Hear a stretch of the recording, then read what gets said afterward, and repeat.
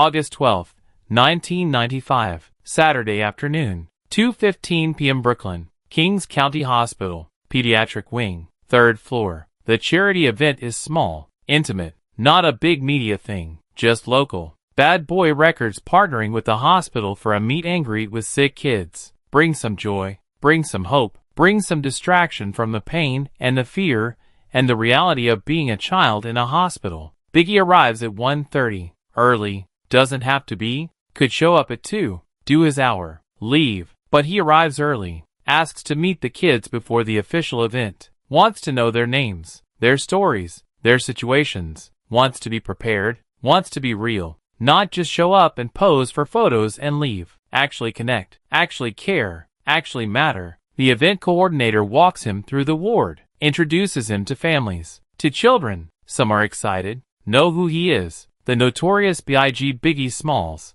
the King of New York. Others are too sick to care, too tired to process, too young to understand. But Biggie takes time with each one, kneels down, eye level, talks to them, listens to them, treats them like people, not patients, not charity cases, people. Then they get to room 312, and everything changes. The boy in the bed is 11 years old, Marcus Thompson, thin, too thin, the kind of thin that comes from months of chemotherapy, from a body fighting itself, from cancer eating away at everything. His head is bald, no hair, lost it all from treatment, but his eyes are bright, alert, and when he sees Biggie walk in, those eyes go wide. No way. Marcus's voice is weak but excited. No way. That's Biggie Smalls. Biggie smiles, walks to the bed. What's up, man? I'm Christopher. What's your name? Marcus. Marcus Thompson. The boy tries to sit up, winces, pain. His mother, sitting in the chair beside the bed, helps him, adjusts his pillows, makes him comfortable. Nice to meet you, Marcus. You a fan? Biggie asks, already knowing the answer. Can see it in the kid's face. Are you kidding? You're the best. Juicy is my favorite song. I know every word. My mom hates it because I play it all the time. Marcus grins. That kid grin. The one that ignores pain and fear and just exists in the moment. Your mom's got good taste then. Biggie looks at Marcus's mother. She's young, mid-30s maybe, but looks older, tired. The kind of tired that comes from months in a hospital, from watching your child suffer, from knowing things you don't want to know. I'm Christopher. Nice to meet you. Angela Thompson. Thank you for coming. This means so much to Marcus. He's been excited all week. Her voice is grateful, emotional. This small thing, this visit, this moment, it matters. How long you been here, Marcus? Biggie asks, sits down in the chair next to the bed, not standing over him, not rushing, just sitting, just being present. 4 months, since April. I come home sometimes for a few days, but mostly I'm here. Marcus says it matter-of-factly, like it's normal, like being 11 and living in a hospital is just life. 4 months, that's a long time. You must be bored. Biggie keeps his voice light, casual, not pitying, not sad, just talking. Yeah, I read a lot, watch TV. My mom brings me comic books, Batman, X-Men, stuff like that, but it gets old. Marcus shrugs, tries to act tough, tries to act like it doesn't bother him, but he's 11, and it does bother him. What are you in here for, if you don't mind me asking? Biggie's voice is gentle, careful, knows this is heavy, knows this is hard. Marcus hesitates, looks at his mother. She nods. Permission? Leukemia, blood cancer. I've had it for 2 years, been doing chemo, but it's not working anymore. Doctors say there's not much else they can do. He says it so simply, so plainly, like he's talking about the weather,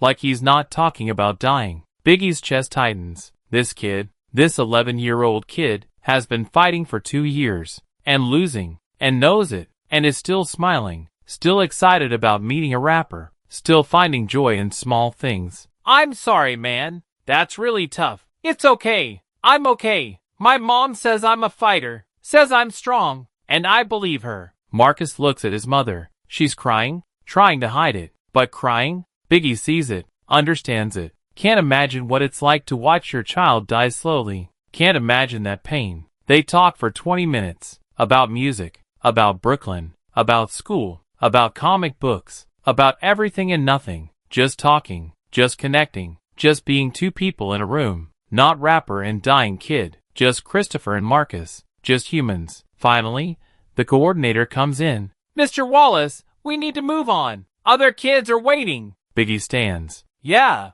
Okay. Marcus, it was really nice meeting you, man. You're a cool kid. Keep fighting, okay? I will. Thanks for coming. This was awesome. Marcus is beaming. Genuinely happy. This moment. This visit. It mattered. Biggie starts to leave. Gets to the door. Stops. Turns back. Marcus, can I ask you something? Sure. Would it be okay if I came back? To visit you. Not for an event. Just to hang out. If you want. Biggie doesn't know why he's asking. Doesn't know where this is coming from. Just feels like he needs to. Like this kid needs more than one visit. Like he can help somehow. Marcus's eyes go wide again. Really? You'd come back? Just to see me? Yeah. If you want, I'm in Brooklyn all the time. I could stop by. We could talk. Play cards. Whatever. Biggie's serious. Means it. Not just saying it to be nice. Yeah. Yes. That would be amazing. That would be so cool. Marcus is excited. Real excited. The most animated he's been this whole conversation. Okay. I'll come back next week. Same time. Saturday afternoon. Sound good? Biggie looks at Angela. If that's okay with you, Miss Thompson. Angela's crying harder now. Yes. Yes, of course. Thank you. Thank you so much. She can't believe this. Can't believe the notorious Big just promised to visit her dying son. Thinks he's just being nice. Thinks he won't actually come back. Everyone says things like that. Nobody follows through. But she appreciates the gesture. Appreciates the kindness. Biggie leaves. Finishes the event. Meets the other kids. Takes photos. Signs autographs. Does his part. But his mind keeps going back to room 312. To Marcus. To the 11-year-old kid with leukemia who's still smiling. Who's still fighting. Who's still finding joy. August 19th, 1995. 1 week later. Saturday afternoon. 2 p.m. Biggie pulls up to Kings County Hospital. No event today. No cameras. No press. Just him. Alone. He parks. Walks into the hospital. Takes the elevator to the 3rd floor. Walks to room 312. Angela is sitting in the chair. Reading. Marcus is sleeping. She looks up when Biggie walks in. Her mouth drops open. Christopher? You came back? I said I would. Biggie's voice is quiet. Doesn't want to wake Marcus. Is this still okay? I should have called. I'm sorry. No, this is okay. This is more than okay. I just didn't think. Angela's tearing up again. Can't believe he actually came back. You didn't think I'd come back. Biggie finishes her sentence. I get it. A lot of people say things they don't mean. But I meant it. I wanted to come back. If that's okay, it's very okay. Let me wake him. He's going to be so excited. Angela gently shakes Marcus. Sweetie, wake up. You have a visitor. Marcus opens his eyes. Groggy. Confused. Sees Biggie. Thinks he's dreaming. Am I dreaming? Nah, man. I'm real. I told you I'd come back. Biggie sits down in the chair. Pulls out a bag. I brought you something. Hope you don't already have it. Hands Marcus the bag. Marcus opens it. Inside is a copy of Ready to Die. The album. Signed. To Marcus. Keep fighting. Biggie. Marcus stares at it. Starts crying. Happy tears. This is the best gift ever. Thank you. Thank you so much. You're welcome, man. So what do you want to do? You want to talk? Play cards? I brought cards. You play spades? Biggie pulls out a deck of cards. I don't know how, but I can learn. Marcus wipes his eyes. Still can't believe Biggie's actually here. I'll teach you. It's easy. And for the next hour, Biggie teaches Marcus how to play spades. They play. They talk. They laugh. Marcus forgets he's in a hospital. Forgets he's sick. Forgets about cancer and chemo and dying. Just exists in the moment. Just as a kid. Playing cards with his favorite rapper. Biggie leaves at 3:30. I'll come back next week. Same time. We'll play again. Maybe I'll bring some other people. You like Junior M.A.F.I.A? I love them. Lil Cease is so funny. Marcus is glowing. Happy. Alive. Okay. I'll bring Cease. We'll hang out. Sound good? Biggie stands. Heads to the door. Yeah. That sounds amazing. Thank you, Christopher. Really. Thank you. Marcus's voice is sincere. Grateful. Overwhelmed. See you next week, Marcus. And Biggie leaves. August 26th.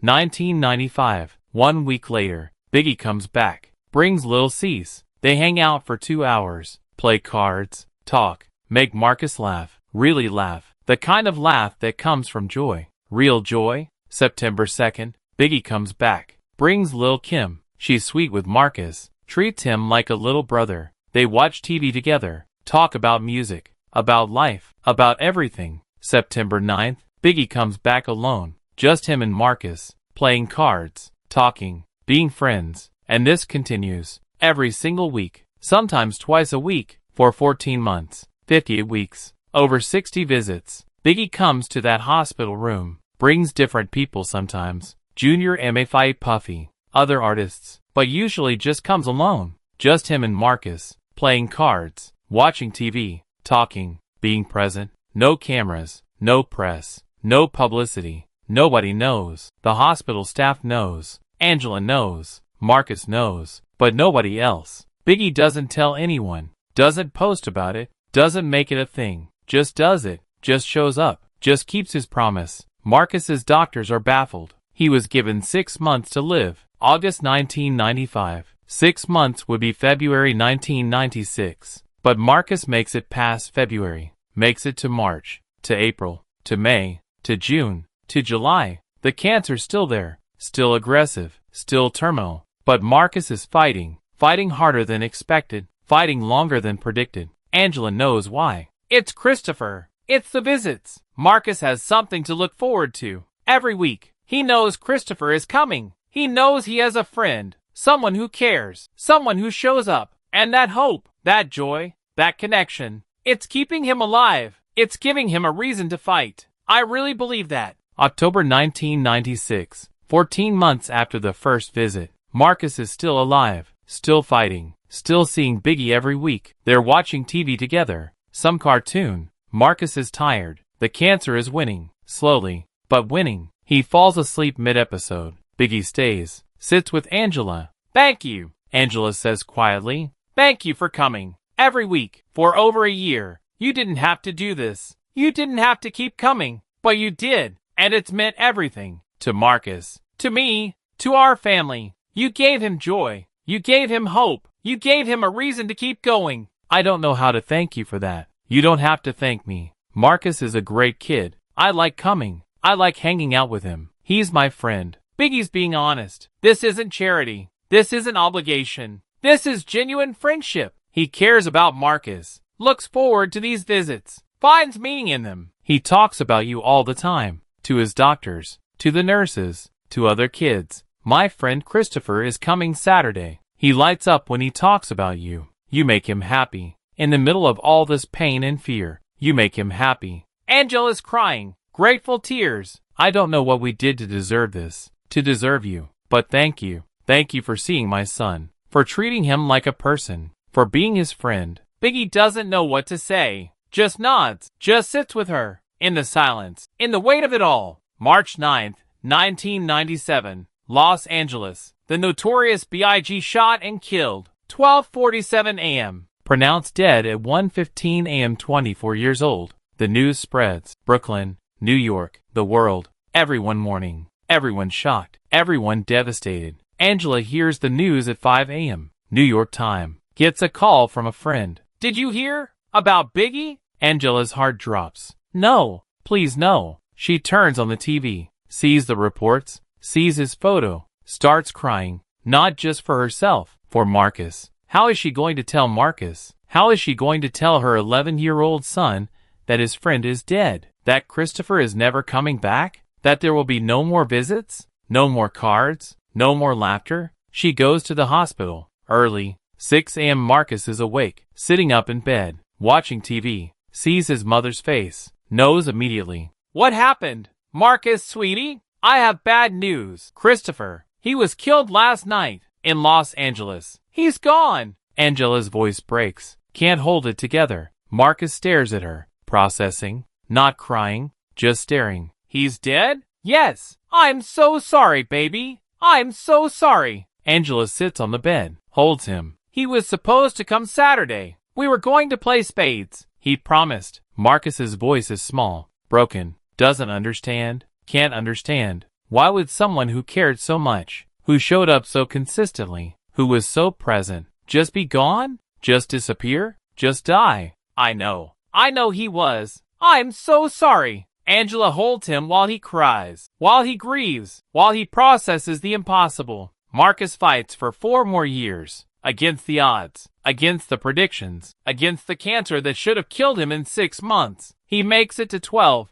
to 13, to 14, to 15, gets to go home more, gets to have some normalcy, some joy, some life, but the cancer never leaves, never stops, never quits. October 17th, 2001. Marcus Thompson dies, 15 years old, 6 years longer than predicted, 6 years he wouldn't have had. Angela is certain those 14 months with Christopher made the difference. Gave Marcus hope when he had none, gave him joy when joy was impossible, gave him a reason to fight when fighting seemed pointless. 2005. For years after Marcus's death, 8 years after Biggie's death, Angela decides it's time. Time to tell the story. Time to let people know what Christopher Wallace did. What he meant to her son. How he showed up, week after week, month after month, for over a year, without cameras, without credit, just because he cared. She contacts BT, tells them she has a story about the notorious B.I.G. They're skeptical at first.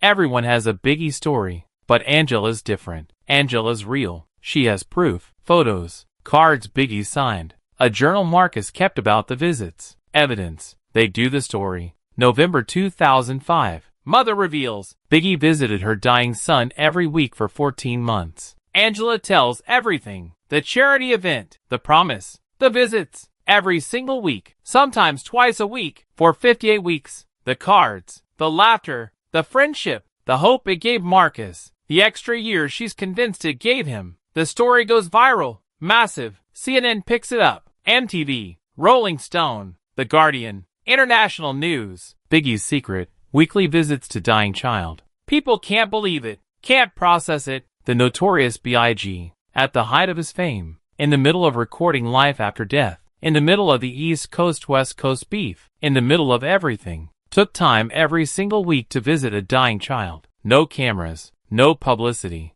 no credit, just because he cared, just because he promised. Voletta Wallace reaches out to Angela, calls her. Thank you for telling this story. Thank you for showing people who my son really was. I knew he had a good heart, but I didn't know about Marcus. He never told me, never mentioned it, just did it quietly. That's who Christopher was. He helped people without needing recognition. He saved my son's life, not from cancer, but from despair, from giving up. Those visits gave Marcus hope, gave him joy, gave him a reason to keep fighting. And I really believe, I truly believe, that's why Marcus lived 6 years instead of 6 months. Because of Christopher, because of those visits, because of that hope. Angela's crying, grateful, overwhelmed, still missing both of them. Marcus and Christopher, both gone, but both forever connected. 2024, 27 years after Biggie's death, 23 years after Marcus's death, Angela Thompson is interviewed for a documentary about Biggie's life, about his legacy, about who Christopher Wallace really was behind the music. People ask me what Biggie was like, and I tell them, he was consistent.